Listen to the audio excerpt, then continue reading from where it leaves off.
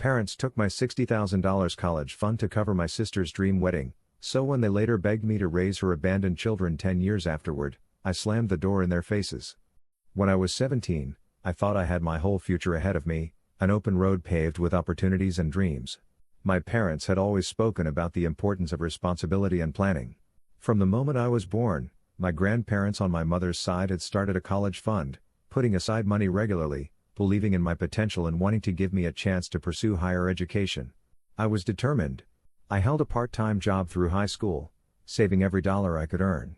I watched that fund grow over the years, feeling a quiet pride, a sense that I was building something solid, a foundation for my future.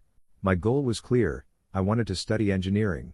I envisioned myself designing bridges, working on sustainable energy solutions, or maybe inventing something innovative. Engineering was costly, but I believed that with hard work, I could make it happen. That fund, coupled with my savings, was my safety net, my ticket out of the chaos I grew up in. My older sister Nancy was different. She was 3 years ahead of me, and her ambitions didn't align with mine. She was more interested in living in the moment, in enjoying her youth, and didn't see college as a necessity. After high school, she got a job at a local store, working long hours to support herself. She was independent, self-reliant, and at 22, she got engaged to her boyfriend John. Our family was thrilled. Nancy was the golden girl, the one everyone doted on. Our mother, especially, was ecstatic.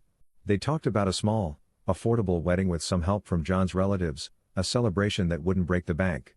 But as the months passed, I noticed subtle shifts in the wedding plans.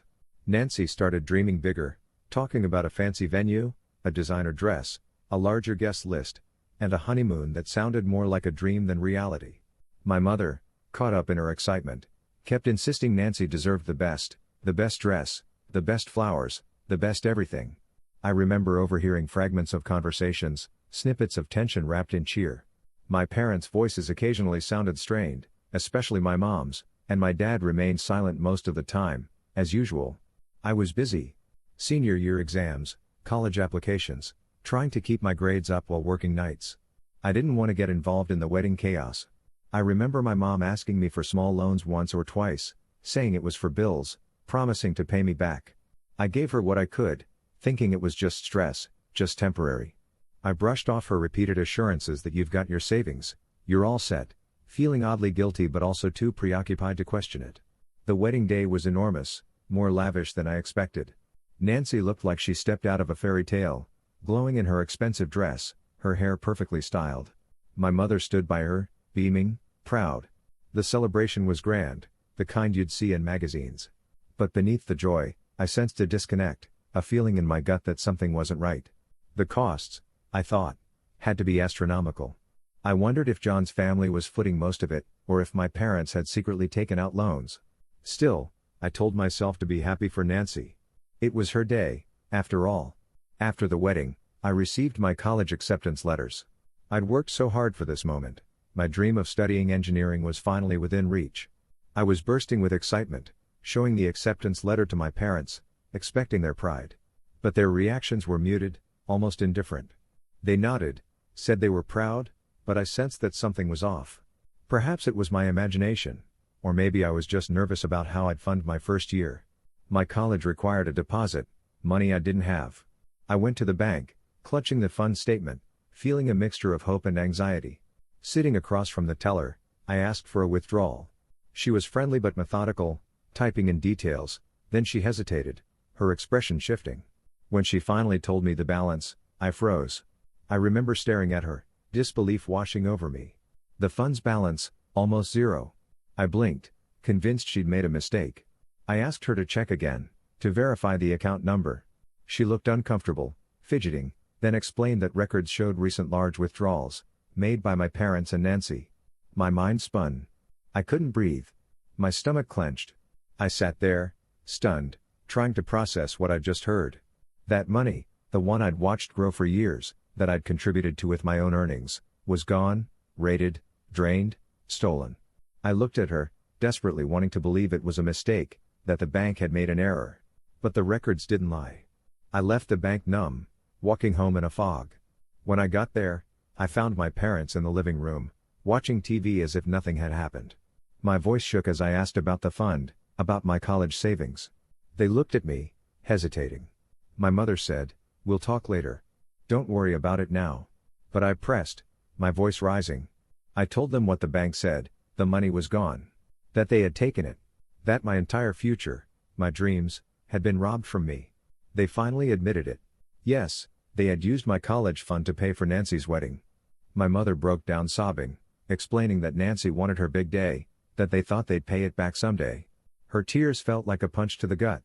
I lost control. I started yelling, furious and hurt, screaming about how they'd stolen my future, how that money was meant for me, for my education, for my life. I accused them of valuing Nancy's happiness more than my own. I told them I worked my whole life for that my grandparents had saved it for me, and they had just taken it away. My parents, overwhelmed and helpless, told me they thought they were doing the right thing, helping Nancy have her perfect day. My mother called me selfish, said family helps family, and suggested I could go to a cheaper college, or work and save again. Nancy, who had arrived during this chaos, dismissed my anger, claiming I was overreacting. She said her wedding was a once-in-a-lifetime event, and she'd pay me back someday. She even accused me of trying to ruin her happiness. That night, I packed a small bag with a few clothes, my important documents, and I walked out. I stayed at a friend's house, feeling hollow, betrayed, and exhausted. The immediate aftermath was brutal. I missed my college deposit deadline, had no money, and no support. I took a second job in a factory at night and worked in a diner during the day, barely sleeping, barely eating. I deferred college for a year, then transferred to a local community college, taking out loans, working constantly. It was a long, hard road, more difficult than I'd ever imagined. Over time, I rebuilt my life. I earned my engineering degree, much later than planned, but I did it. I now have a decent job, my own apartment, and a measure of stability. But the scar of betrayal never fully healed. The pain of knowing my parents prioritized Nancy's wedding over my future left a deep wound. I haven't spoken to them or Nancy in over a decade. I hear rumors now and then. Nancy is battling addiction, has lost contact with her kids, and lives a life far from the dreams she once had. My parents, broken and worn out, have lost their home, their health, and their grandchildren. A few years ago, I learned through a distant cousin that Nancy and her husband John had separated, and she was nowhere to be found. The children, my niece and nephew, are in foster care, their future uncertain. My parents tried to visit them but couldn't handle the emotional toll. They're living in a small subsidized apartment now, their lives in shambles. My father's health has deteriorated. He suffered a minor heart attack a few months after I last saw them. My mother is overwhelmed and exhausted, unable to care for the kids, who are still too young to understand what's happened. The story reached a new chapter last week. Out of nowhere, my parents appeared at my door, looking desperate, tearful. My mother begged, her voice trembling, saying they needed me. Nancy had left her family, abandoned her husband and children, and disappeared. She was unhappy, she said, and they didn't know where she'd gone. The kids, aged 5 and 7, were confused and scared, and my mother insisted I had a moral obligation to help. They were overwhelmed, scared, and felt they had no choice but to reach out. I shut the door. The relentless calls and messages started, voicemails from my mother crying, begging me to talk, to help. Texts from my father, saying I was cold and unfeeling, that I should do what's right. They kept insisting I owed them, that the children needed me. Seeing them like that stirred old feelings, anger, resentment, heartbreak. I felt like I was back at 17, helpless and betrayed all over again. One evening, I saw their car parked down the street. When I approached my door, my mother stepped out, trying to speak to me. I turned around, got in my car, and drove away. I refused to face them.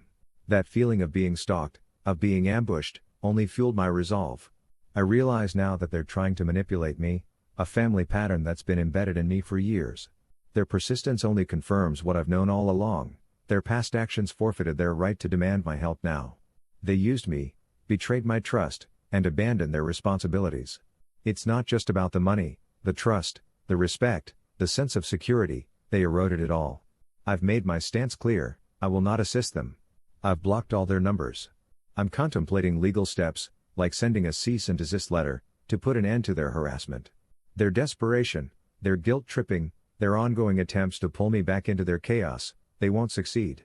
I refuse to be their safety net again. Yes, I feel guilty. The thought of those children, innocent and vulnerable, pulls at my heart. But I also know I need to protect myself, to avoid falling into the same pattern of sacrifice and betrayal. I've fought too hard to rebuild my life after they tore it apart. I have no doubt that helping them now would be a step backward, a betrayal of my own journey. In my mind, the message is clear. Their past actions, taking my college fund, prioritizing Nancy's wedding over my future, made it impossible for me to trust them now.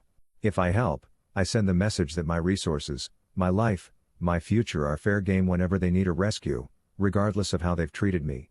That's not a message I can live with. The thought of those children weighs heavily. No parent wants to see innocent kids suffer. But I remind myself that I've already paid a price for their decisions. I built a life from scratch, working multiple jobs, taking loans, delaying my dreams, all because of their choices. I owe them nothing now. I've come too far, struggled too long, to let their desperation undo everything I've achieved. I'm still angry. I carry resentment. I wish things had been different.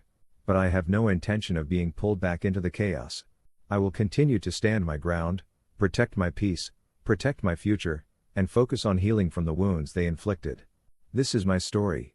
It's not easy to share, but I hope it sheds light on what it means to survive betrayal, to rebuild, and to learn to say no. Family isn't just blood, it's trust. And once that trust is broken, it's incredibly hard to repair. For now, I choose to protect myself, knowing that sometimes, the hardest thing to do is to walk away.